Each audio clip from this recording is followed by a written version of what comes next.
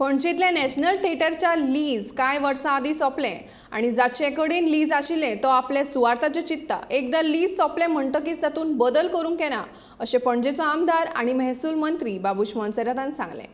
तशेंच हे लीज सोंपिल्ल्यान ही इमारत आतां पणजे महानगरपालिकेच्या सुवादीन करची पडटली अशेंय बाबूश सांगता. Lease are available. The lease got expired some years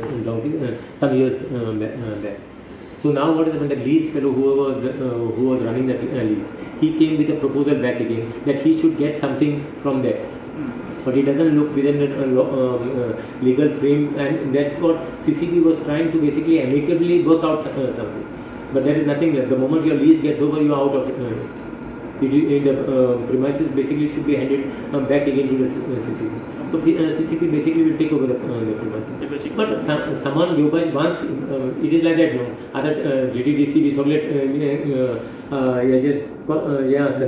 lease.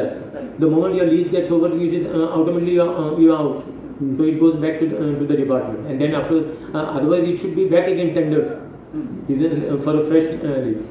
You cannot. There is nothing that continuation of the lease.